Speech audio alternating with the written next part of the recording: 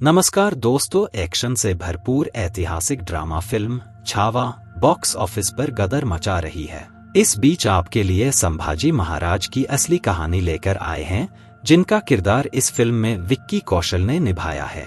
देखा जाए तो ये फिल्म जोधा अकबर, पद्मावत और मुगले आजम जैसी फिल्मों का नया वर्जन है, लेकिन इसकी कहानी बिल्कुल नई है।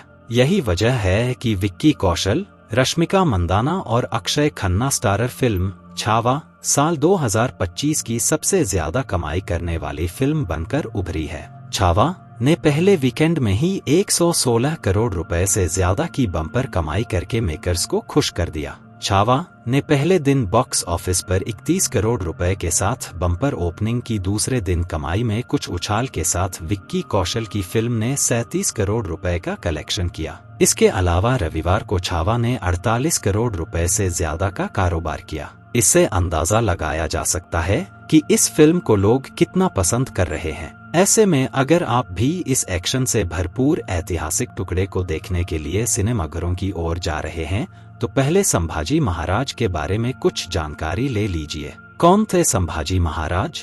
लक्ष्मण उटेकर के डायरेक्शन में बनी फिल्म छावा शिवाजी सावंत के 1980 के मराठी भाषा के उपन्यास पर बेस्ड है।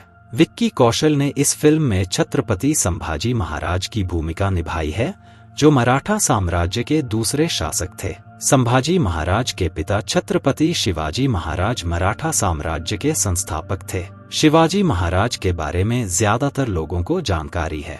मराठा साम्राज्य की रक्षा के लिए संभाजी महाराज का समर्पण भी उतना ही महत्वपूर्ण है। उन्होंने अपनी मातृभूमि और लोगों की रक्षा के लिए कई प्रयास किए।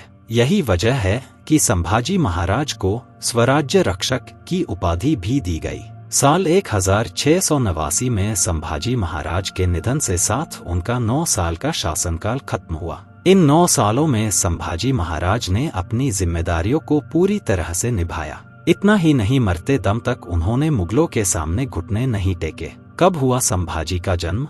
संभाजी महाराज का जन्म 14 मई 1657 को पुरंदर किले, जो अब पुणे में है, में हुआ था। वहां वो सिर्फ 2 सालों के लिए ही रहे। इसके बाद उनकी मां और शिवाजी महाराज की पहली पत्नी महारानी साईबाई का निधन हो गया। उनकी दादी जीजाबाई ने उनके पालन पोषण की जिम्मेदारी ली। दरबार के शाही रीति रिवाजों के अनुसार संभाजी महाराज को युद्ध के मैदान में लड़ना और दरबार की मशीनरी सिखाई गई। पिता के साथ अच्छे नहीं थे संबंध। शिवाजी के सबसे बड़े बेटे और शाही उत्तराधिकारी होने के बावजूद संभाजी के अपने पिता के साथ बहुत अच्छे संबंध नहीं थे। मुंबई के राइटर वैभव पुरंदरे की किताब शिवाजी भारत के महान योद्धा राजा में इस बात का जिक्र किया गया है। किताब के अनुसार संभाजी महल में अपनी जगह से खुश नहीं थे।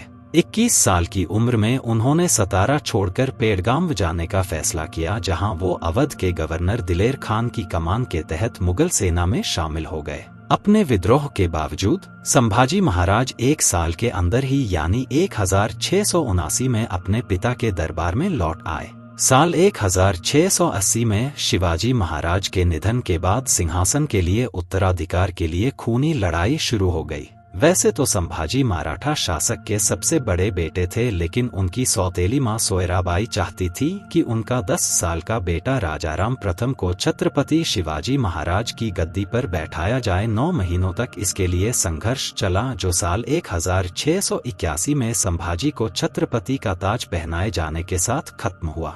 उस वक्त सोयराबाई राजाराम के साथ साथ उनके समर्थकों को भी जेल में डाल दिया गया था। कई इतिहासकारों ने इस बात की ओर इशारा किया है कि संभाजी महाराज कूटनीति और सैन्य रणनीति में माहिर थे। वो शिवाजी महाराज से बिल्कुल अलग थे। इतिहासकारों की माने तो संभाजी अपने शासन में काफी क्रूर और आक्रामक थे। हम कई फिल्मों में देख चुके हैं और किताबों में भी पढ़ चुके हैं कि मुगल मराठों के सबसे कट्टर दुश्मन थे। दोनों के झगड़े ने तब और भी भयानक रूप ले लिया जब संभाजी और उनकी सेना ने साल 1681 में मुगलों की आर्थिक राजधानी बुरहानपुर पर हमला किया और उसे लूट लिया। उसी साल संभाजी महाराज ने औरंगजेब के बेटे शहजादे अकबर को शरण देने की पेशकश की, जो अपने पिता से बगावत कर चुका था। संभाजी महाराज के इस फैसले ने मुगल सम्राट को और ज्यादा गुस्सा दिला दिया। उस वक्त औरंगजेब इतने गुस्से में था कि उसने संभाजी को हराने तक बेताज रहने की कसम खाई थी। औरंगजेब ने 5 लाख लोगों की एक सेना इकट्ठी करके नासिक और बगलाना पर हमला कर दिया। वहां मराठों के कई किले थे जिन पर मुगलों ने कब्जा करने का मिशन बनाया। इसके बाद उन्होंने खिरकी, आज का औरंगाबाद, तक मार्च किया। संभाजी महाराज के शासन में राज्य ने एबिसिनियन सिद्दी शासकों, पुर्तगालियों और यहाँ तक कि एक वोडेयार शासक के खिलाफ भी कई बार लड़ाई छिड़ी। साल 1681 में संभाजी ने मैसूर पर कब्जा करने की कोशिश की जो उस वक्त वोडेयार राजा चिक्कदेवराज के शासन के अधीन था। हालांकि मैसूर राजा की सेना और हथियार संभाजी महाराज की सेना पर भारी पड़ गए। यही वजह है कि संभाजी महाराज की सेना को अपने कदम पीछे हटाने पड़े। फिर साल 1683 के अंत में संभाजी महाराज ने गोवा के पुर्तगालियों के खिलाफ हमला किया। इस लड़ाई में पुर्तगालियों ने लगभग हार मान ली थी, लेकिन जनवरी 1684 में जब मुगल सेना और नौसेना बंदरगाह पर पहुंची तो मराठों के पास पीछे हटने के अलावा कोई ऑप्शन ही नहीं बचा। एक शासक के रूप में संभाजी महाराज के आखिरी कुछ साल विश्वासघाती लोगों की वजह से बहुत ही कठिन गुजरे। औरंगजेब ने कई मराठा राजाओं को पैसों का लालच दिया और उन्हें अपनी तरफ मिला लिया। भले ही वो संभाजी महाराज के साथ खड़े थे, लेकिन काम मुगलों के लिए कर रहे थे। कहा जाता है कि जब औरंगजेब ने संभाजी से उनके सभी मराठा किले, जमीन और धन की मांग की तो मराठा शासक ने इस आदेश को मानने से इनकार कर दिया। इसलिए मुगल सम्राट ने संभाजी और उनके सहयोगियों को पकड़कर फांसी देने का आदेश दिया। संभाजी महाराज की मौत बेहद ही दर्दनाक तरीके से हुई। मुगलों ने जब संभाजी महाराज और उनके समर्थकों को पकड़ा तो कई दिनों तक उन्हें तड़पाया। इसके बावजूद भी संभाजी डरे नहीं और ना ही मुगलों के सामने झुके।